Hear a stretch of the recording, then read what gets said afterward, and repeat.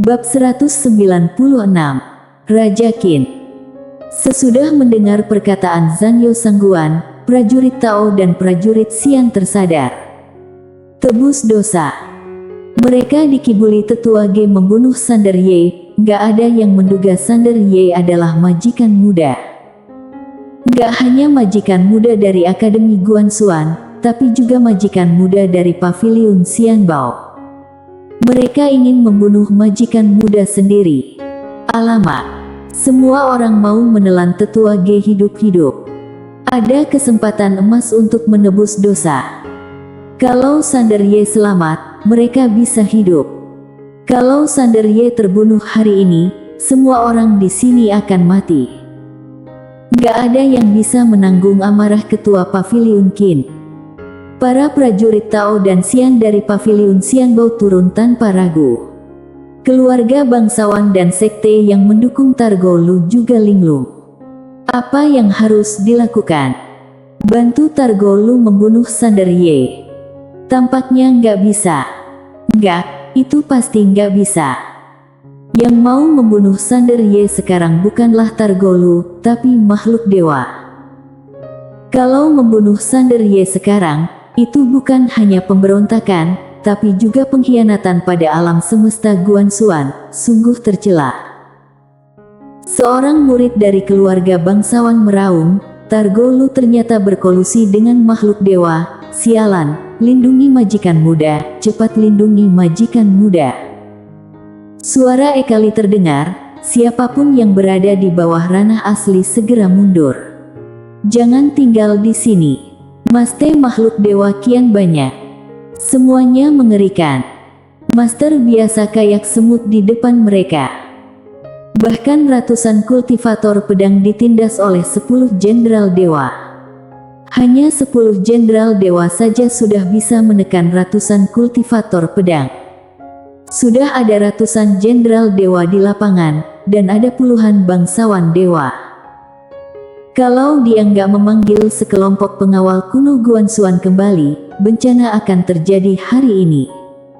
Sesudah mendengar kata-kata Ekali, para bangsawan dan sekte ragu-ragu sejenak lalu mundur cepat. Karena menurut mereka makhluk dewa itu terlalu kuat dan nggak bisa disaingi, kalau tetap di sini hanya mati sia-sia. Langit dan bumi terbelah, lalu jenderal dewa keluar satu persatu. Melihat adegan itu, pupil Ekali mengecil. Yang mampu menyaingi makhluk dewa hanyalah master dari dunia maya nyata. Tapi sekarang dia nggak bisa menghubungi Taira dan orang di dunia maya nyata.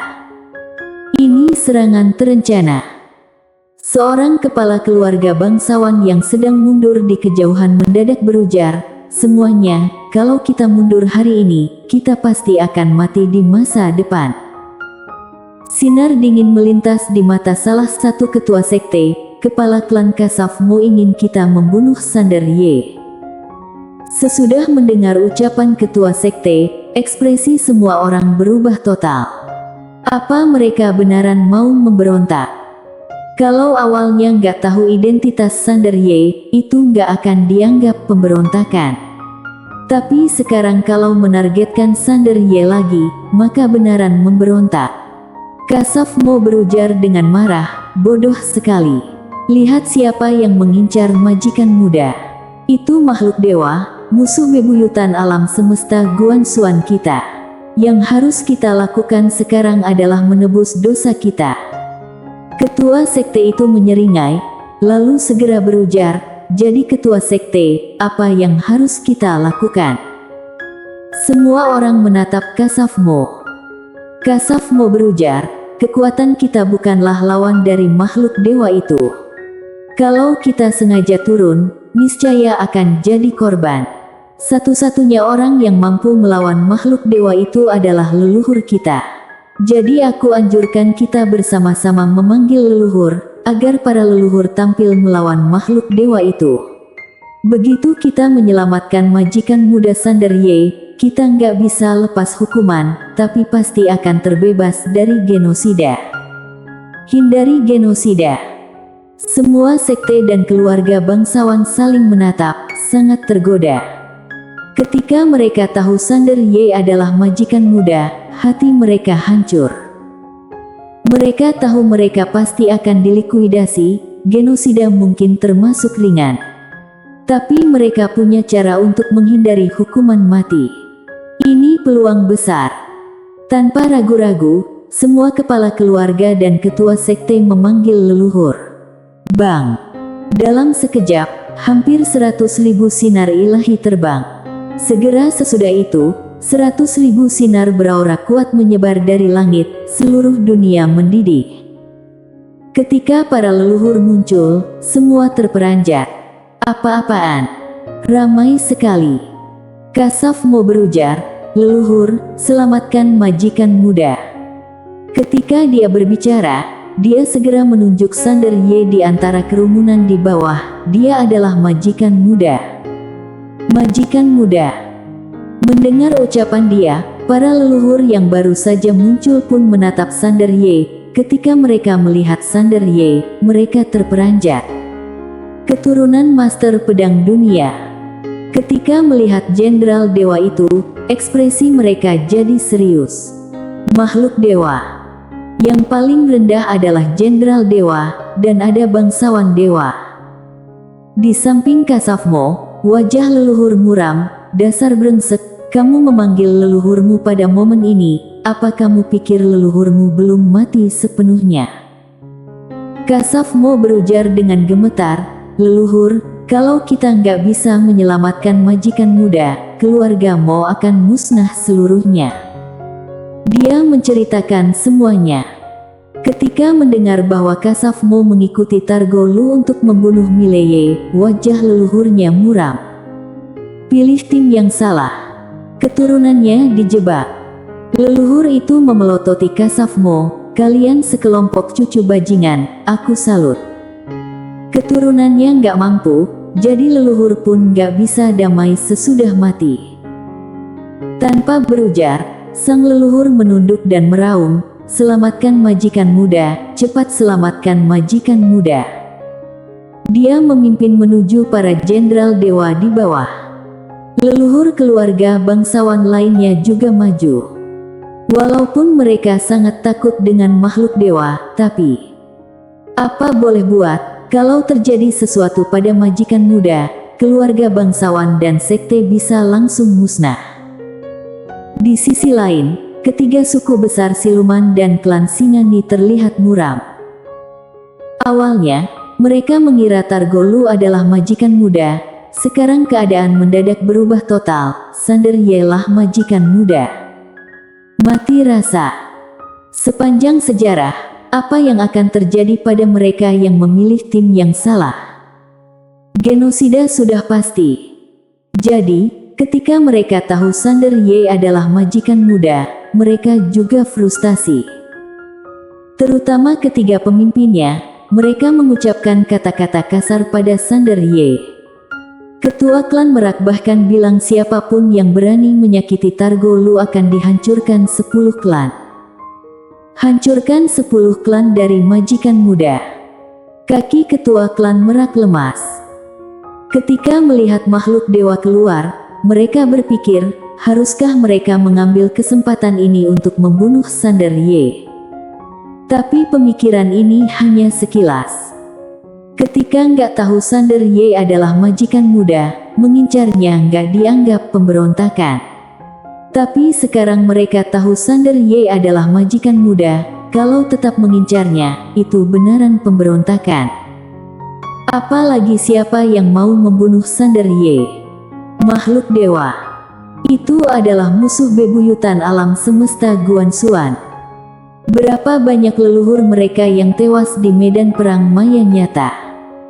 Sekiranya leluhur tahu mereka membantu makhluk dewa menargetkan majikan muda alam semesta Guansuan, kemungkinan para leluhur tidak bisa mati dengan damai. Ketua klan siluman Singani mendadak berujar, "Panggil leluhur, panggil leluhur." Dia tahu kalau klan siluman Singani mau selamat, maka harus menyelamatkan majikan muda. Mendengar ucapan ketua klan siluman Singani, ketiga ketua klan binatang besar lainnya saling menatap. lalu meraung, panggil leluhur. Bum bum bum. 4 aura mengerikan dan dahsyat menyebar dari langit dan bumi. Ketika keempat leluhur siluman muncul, aura mengerikan menghancurkan dunia tempat mereka berada. Menyaksikan adegan itu, di awan di kejauhan, Ekali meraung, leluhur harimau perobek cakrawala, leluhur merak, leluhur kura-kura naga, dan leluhur Singani, mohon lindungi majikan muda secepatnya, biarkan dia pergi dari tempat ini. Cepat! Mendengar ucapan Ekali, keempat leluhur bergegas ke daerah di mana Sander Ye berada tanpa ragu-ragu, tapi detik berikutnya, 3 jenderal dewa bergegas ke arah Sander Ye. Bang! Dalam sekejap, area di atas kepala Sander Ye jadi bubuk. Leluhur keempat siluman besar mundur, lalu jiwa mereka mulai ilusi. Melihat adegan ini, Sander Ye memicingkan mata. Dia hendak beraksi ketika Ekali mendadak muncul di sampingnya. Dia langsung meraih lengannya dan menatapnya. Aku tahu kamu pandai bertarung tapi kamu gak boleh beraksi, karena ada orang yang lebih berbahaya yang bersembunyi. Itu mungkin orang berbahaya yang gak bisa kuprediksi, paham? Sander Ye melirik Targolu. Dari awal sampai sekarang, Targolu berdiri di sana. Ekspresinya sangat tenang. Targolu juga menatapnya. Targolu tersenyum dingin. Ekali menatap Targolu, lalu berujar, selama 30 juta tahun, kita berperang dengan dunia maya nyata, dan kita selalu dipukuli secara pasif. Biarpun ibumu, Ketua Pavilion Qin, membangun menara penembus langit yang bisa pergi ke dunia nyata, tapi sejak ayahmu, alam semesta Guanxuan gak pernah ada yang bisa ke sana lagi. Ketika berbicara, dia melirik Sander Ye, kamu adalah harapan terakhir kami. Kalau kamu mati di sini hari ini. Sander Ye berbisik, Bibi Eka, kita nggak bisa kabur. Ekali mencengkeram lengannya erat-erat, percayalah, ayahmu nggak ada di sini, aku akan melindungimu. Sander Ye diam. Bukan dia nggak mau beraksi, tapi Targolu menatapnya, tepatnya, Master misterius di dalam tubuh Targolu yang menatapnya. Dia nggak tahu seberapa kuat lawan, tapi suara misterius di tubuhnya menyuruhnya untuk nggak beraksi. Dia tahu bahwa itu bukan sesuatu yang bisa dia lawan sekarang. Di langit yang jauh, ruang dan waktu terbelah, kali ini, ratusan jenderal dewa keluar. Ketika menyaksikan adegan itu, semua Master Akademi Guanxuan jadi agak putus asa. Kekuatan para jenderal dewa ini mengerikan. Hanya pengawal kuno Guanxuan yang bisa bersaing dengan mereka satu lawan satu. Apa daya, semua elit alam semesta Guanxuan berada di medan perang maya nyata. Suara Ekali bergema, sampaikan perintah kabinet, alam semesta Guanxuan segera memasuki keadaan khusus masa perang, dimanapun Master di atas ranah tertinggi alam semesta Guanxuan berada, dan entah apa yang kamu lakukan, segera datang ke Akademi, Akademi membutuhkanmu, alam semesta Guanxuan membutuhkanmu. Tolong. Master Akademi tersembunyi di sekitarnya segera pergi, mereka segera menyebarkan perintah ke seluruh alam semesta Guanxuan. Segera, master yang tak terhitung jumlahnya dari seluruh alam semesta bergegas ke Akademi Guanxuan. Raja Qin. Bersambung. Bab 197. Nggak masalah kalau kehilangan nyawa. Masa perang. Ketika alam semesta Guanxuan memasuki masa perang, berarti alam semesta Guanxuan dalam bahaya besar, seluruh alam semesta bersiaga. Semua cabang akademi harus segera mengirim master ke pusat Akademi Guanxuan, semua portal transmisi harus beroperasi selama 24 jam, semua cabang pavilion Xianbao harus segera mengambil semua perbekalan dan mengirimkannya ke pusat Akademi Guanxuan. Seluruh keluarga bangsawan dan sekte juga harus segera mengirim master teratas ke pusat Akademi Guanxuan dalam 24 jam. Master yang lemah harus siap bertarung dan dibagi 2 grup. Semua grup tentara bayaran harus segera pergi ke pusat alam semesta Guanxuan. Singkatnya, murid sekte, bangsawan atau kultivator biasa, semua harus segera pergi ke pusat akademi Guanxuan. Kalau alam semesta Guanxuan nggak bisa bertahan, seluruh alam semesta binasa. Alam semesta Guanxuan sudah memasuki masa perang 2 kali sejak dibentuk. Pertama kali adalah 30 juta tahun yang lalu. Kedua kali adalah hari ini. Ekali tegang. Dia tahu Targolu ada pendukung, jadi dia melakukan persiapan lebih awal, tapi nggak menduga pendukung Targolu adalah makhluk dewa, dan ternyata makhluk dewa benaran melintasi medan perang maya nyata dan datang ke pusat akademi Guanxuan. Dia tahu pasti ada yang nggak beres di medan perang maya nyata. Apalagi mungkin ada pengkhianat, kalau nggak, makhluk dewa nggak akan datang ke akademi Guanxuan diam-diam.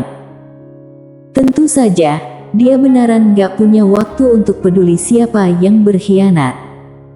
Prioritas utama sekarang adalah melindungi Sander Ye.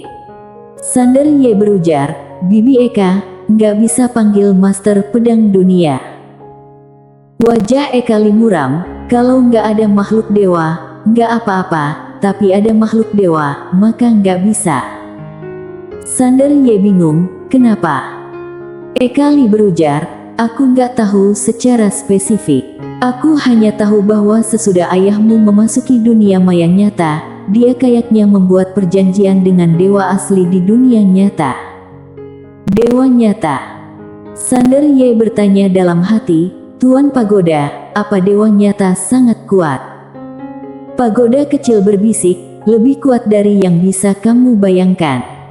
Lebih kuat dari yang bisa dibayangkan. Sander Ye diam. Ekali menatap langit. Ada hampir 800 jenderal dewa dan 12 bangsawan dewa. Makhluk dewa populasinya kecil, tapi kekuatannya bisa meremukkan alam semesta Guanxuan. Bahkan para pengawal kuno Guanxuan yang sudah mengalami ratusan perang pun ditekan oleh jenderal dewa. Di langit, hampir setengah dari leluhur yang dipanggil oleh keluarga dan sekte bangsawan sudah jatuh. Sedangkan yang melawan mereka hanya beberapa bangsawan dewa. Beberapa bangsawan dewa sudah bisa memblokir leluhur dari ratusan ribu keluarga. Itu penekanan kekuatan. Apa daya, karena yang datang dari dunia nyata adalah master teratas, sedangkan master teratas Akademi Guanxuan semuanya ada di medan perang maya nyata. Jadi, sangat sedikit orang di sini yang bisa bersaing. Karena Ekali mengerahkan sekelompok pengawal kuno Guanxuan dulu, kalau enggak, alam semesta Guanxuan mungkin akan langsung dibantai. Wajah Ekali muram. Dia menatap Targolu dari kejauhan. Dari awal sampai sekarang, Targolu enggak bergerak. Targolu yang paling berbahaya. Anyo yang berada di samping berujar, majikan muda, ketua kabinet Li, seluruh terowongan ruang dan waktu wilayah bintang Sander sudah ditutup. Orang-orangku mendeteksi bahwa ada aura yang sangat kuat yang menjelajahi ruang dan waktu ke arah kita. Ekali tiada ekspresi, sudah hubungi medan perang dunia maya nyata. Anyo menggeleng, orangku baru saja meninggalkan wilayah bintang Sander tapi nggak ada kabar. Seharusnya sudah. Ekali menutup mata. Alam semesta Guanxuan diblokir. Anyo mengangguk, ya. Sander Ye berujar, kita kehilangan kontak dengan medan perang maya nyata. Kupikir orang-orang di sana seharusnya sudah menyadari ada masalah. Ketika mereka nggak bisa menghubungi kita, mereka akan mengirim orang kemari. Dia melirik Ekali, Bibi Eka, aku butuh seseorang membantuku menahan master misterius di tubuh Targolu. Dia nggak mau berdiri diam dan dilindungi. Ekali melirik Targolu, Dekan Sanda, tolong. Bang. Ketika terdengar, ruang dan waktu mendadak terbelah di sisi kiri Sander Ye, lalu Sanda keluar. Faktanya, dia selalu ada. Tujuan utamanya adalah melindungi Sander Ye. Sanda menatap Targolu di kejauhan dan tersenyum. Ayo, biar aku lihat siapa kamu. Dia maju selangkah. Di setiap langkah, seberkas sinar Buddha memancar langsung menuju ke Targolu. Melihat Sanda beraksi, Targolu tampak tenang. Ketika sinar Buddha menyinarinya, dia mengulurkan jari dan mengetuk lembut. Bang! Sinar Buddha pecah, dan jari itu menyentuh Sanda. Mata Sanda menyusut, dan dia beranjali. Sinar Buddha memberkati. Bang! Sinar Buddha keluar dari tubuhnya, tapi detik berikutnya. Bang! Sinar Buddha pecah, Sanda terlempar ribuan kaki. Begitu berhenti, tubuhnya hancur, hanya menyisakan jiwanya. Hal yang paling mengerikan adalah ruang di belakangnya runtuh dan gelap gulita. Dikalahkan secara instan. Sanda tertegun. Apa-apaan? Apa ini akibat serangan pertamaku setelah vakum 30 juta tahun? Gak bisa diterima. Di samping Sander Ye, ekspresi Ekali lebih tegang. Targolu menatap Sander Ye dengan sinis. Putra Master Pedang Dunia, kali ini benaran kejutan besar.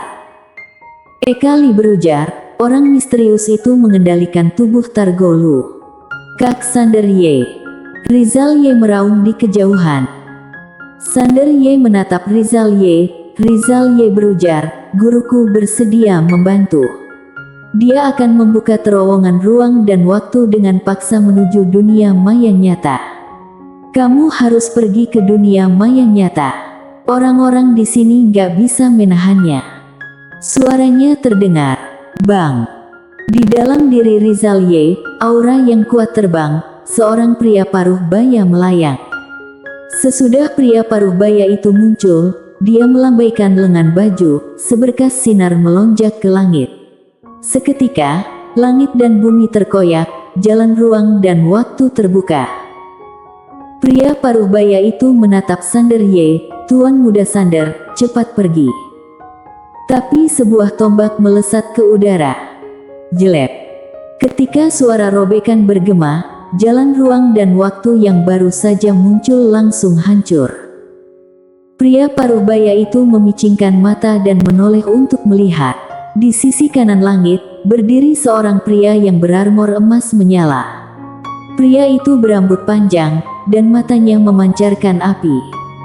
Pria paruh baya itu menatap pria berzirah emas, matanya menyipit. Raja Dewa. Raja Dewa. Sebagian master alam semesta Guanxuan pun muram. Bahkan Raja Dewa datang.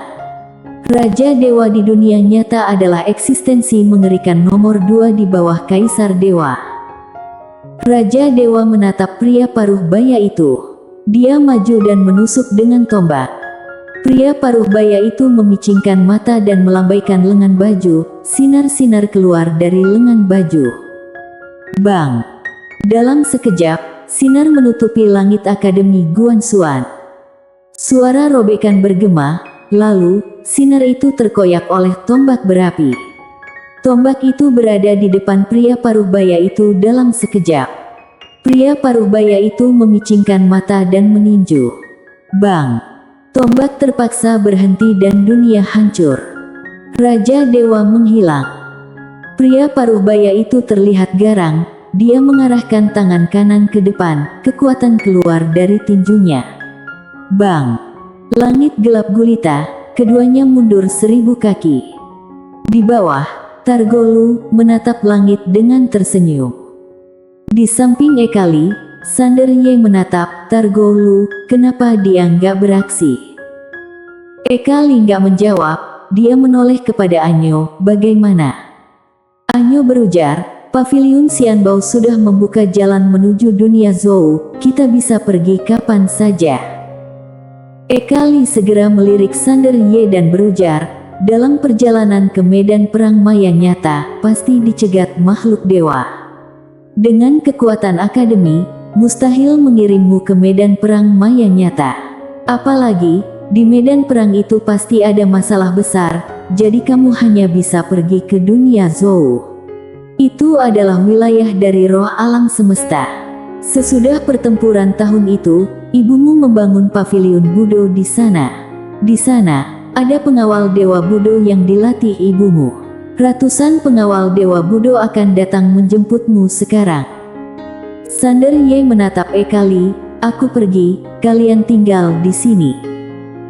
Ekali hendak mengatakan sesuatu ketika Sander Ye menggeleng, Bibi Eka, jangan bilang tentang situasi keseluruhan.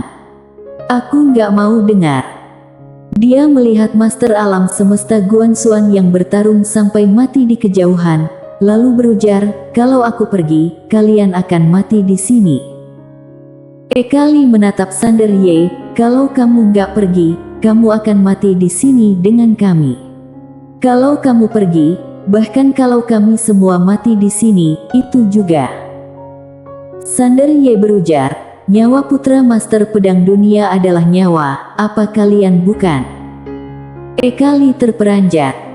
Sander Ye tersenyum, yang paling kubenci adalah siapa yang lebih mulia dari yang lain. Aku nggak akan merasa nyawaku lebih berharga dari kalian hanya karena aku putra Master Pedang Dunia. Kalau aku pergi hari ini, aku nggak akan pernah memaafkan diriku.